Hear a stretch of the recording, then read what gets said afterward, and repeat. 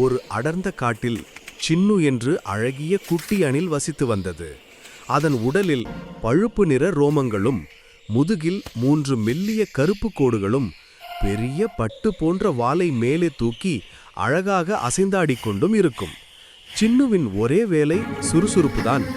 அது சூரியன் வருவதற்கு முன்னரே எழுந்து காட்டில் உள்ள மரங்களில் ஏறி கீழே விழுந்த பழங்களையும் கொட்டைகளையும் சேகரிக்கும்.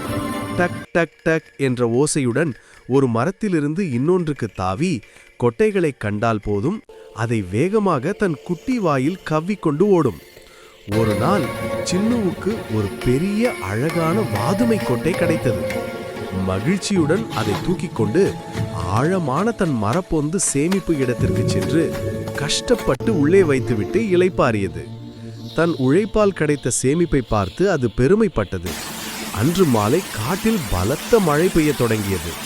மற்ற விலங்குகள் பயந்து நடுங்க சின்னு தன் பாதுகாப்பான பொந்துக்குள் சூடாகவும் பசியின்றியும் இருந்தது.